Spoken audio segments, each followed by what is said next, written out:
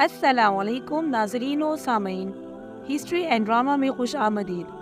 بالآخر قرولش عثمان سیزن 5 کی پہلی قسط آ گئی اور چھا گئی۔ بلا شبہ جیسی اس سیزن سے امید تھی، قسط بھی قریب قریب ویسی ہی رہی۔ واقعات میں ایک بہاؤ تھا اور کہیں بھی دلچسپی کم نہیں ہوئی۔ قسط کا آغاز ہی نہایت جاندار طریقے سے کیا گیا اور بالا خاتون کو جس طرح دکھایا گیا، کم از کم مجھے یہ امید نہیں تھی۔ علاؤالدین بے اور اورحان بے کا کردار بھی بہت عمدہ رہا۔ یہ قسط سیزن کا رخ طے کرنے میں اہم کردار ادا کرے گی۔ عثمان بے اور یعقوب بے کے درمیان دشمنی کو بہت ہی منطقی طریقے سے بیان کیا گیا۔ اسی طرح سلطان مسعود کی بیماری اور انتقال کے بعد پھیلنے والے انتشار کا بھی آغاز دکھانے کی شروعات کر دی گئی۔ اورحان کو دیکھ کر بے اختیار سیزن 1 والے عثمان کی یاد تازہ ہو گئی۔ قسط کے بالکل شروع میں جہاں کنور بے اور اورحان بے کی پریکٹس کا سین تھا، وہاں اورحان کی کمال مشق اور ساتھ میں یہ کہنا کہ تجربے کے ساتھ ساتھ تدبیر بھی کارآمد ہوتی ہے، کمال تھا۔ سنجک سالار کی انٹری بھی عمدہ تھی اور ان کے ساتھ اورحان کی ڈیلنگ نے بتا دیا کہ عثمان بے نے اپنی اولاد کو تمام سیاسی اور جنگی داؤ پیش سکھائے ہیں۔ اسی طرح محمد بے بھی ہمیں جذباتی اور غسیلے نوجوان کی شکل میں نظر آئے۔ تاہم محمد بے کا کردار بھی وار کرنے سے پہلے پورا میدان تیار کرنے کی حکمت اور صلاحیت رکھتا ہے۔ گونجا خاتون کا کردار بھی توقعات کے مطابق ہی تھا، جبکہ ہولوفیرا کے کردار میں فی الحال مضبوطی نظر نہیں آئی۔ ایک اور بات جو مجھے محسوس ہوئی کہ ہولوفیرا کے کردار کے لیے اداکارہ کو بہت جلد کاسٹ کیا گیا ہے اور اس کے دوران کچھ تفصیلات سے صرف نظر رکھا گیا۔ مثال کے طور پر لڑکپن میں جو ہولوفیرا دکھائی گئی تھی، اس کی آنکھیں ہلکے بھورے رنگ کی تھیں، تاہم موجودہ ہولوفیرا کی آنکھوں کا رنگ یکدم سیاہی مائل بھورا دکھا دیا گیا۔ اس کے علاوہ پہلے دکھائی جانے والی ہولوفیرا کا کردار خاصا مضبوط تھا، تاہم موجودہ ہولوفیرا کو اپنے کردار میں ڈھلنے کے لیے ابھی تھوڑا وقت درکار ہے۔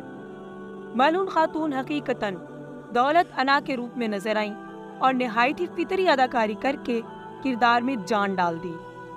اورحان اور علاؤالدین کو مہم پر بھیجنے کے بعد کمال تاثرات کا اظہار کیا۔ بالا خاتون کا کردار بھی اپنی مثال آپ تھا۔ اوزگے تورر نے صرف 24 سال کی عمر میں اس قدر فطری اداکاری کی کہ میرے بھی آنسو نکل آئے۔ براق کی اداکاری اور تاثرات بھی دل میں کھپ جانے والے تھے، خاص کر بالا خاتون کی حالت دیکھ کر اور پھر چارکوتائی کے متعلق خبر سن کر، پھر چارکوتائی کو دیکھ کر اور قسط کے آخری سین میں یعقوب بے کے ساتھ مکالمہ کرتے ہوئے ایسے لگا کہ حقیقتاً براق نے اس کردار کو اپنے اندر اتارا ہے۔ جس طرح کی شخصیت عثمان غازی کی تاریخ کے اوراق میں ملتی ہے ہمیں، براق نے جنگی حکمت عملی کے اظہار اور جنگ کے دوران جس بے خوفی کا مظاہرہ کیا، محسوس ہوا کہ وہ واقعی ایک تاریخی کردار کی روح حلول کیے ہوئے ہیں۔ کارا علی اور حسن کی بھی انٹری ہو چکی ہے۔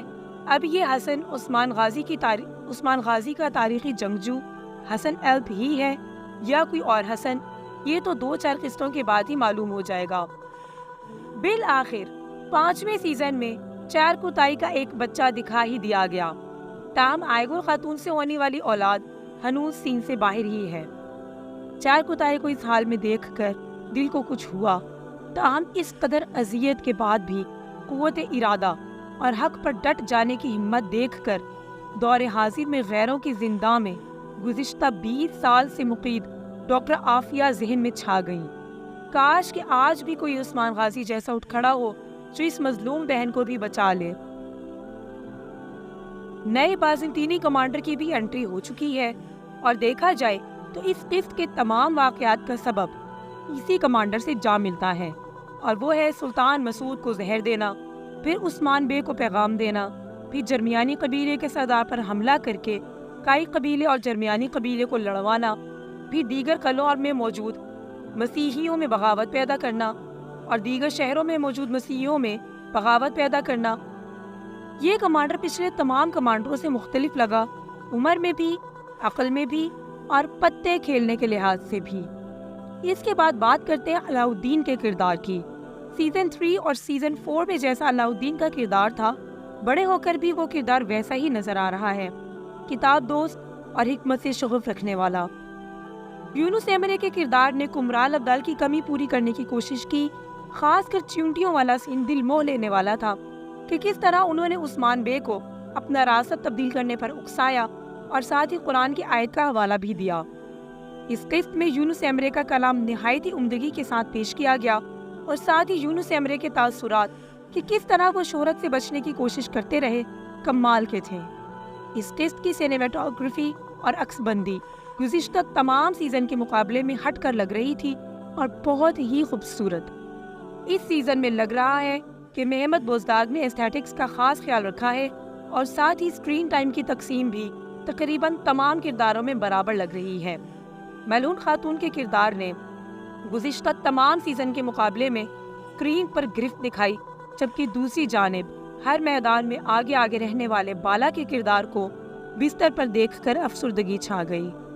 سنجد سالار کو دیکھ کر نہ جانے کیوں کیٹالان ذہن میں آ گئے، ایک فرق کے ساتھ کہ وہ لوگ غیر مسلم تھے اور سنجد سالار مسلم دکھائے گئے ہیں۔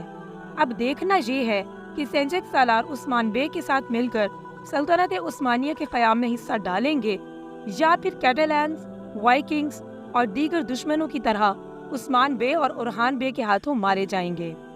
آخر میں لیفلک قلعے پر حملہ اور پھر یعقوب بے کی چال پر عثمان بے کا جواب زبردست تھا۔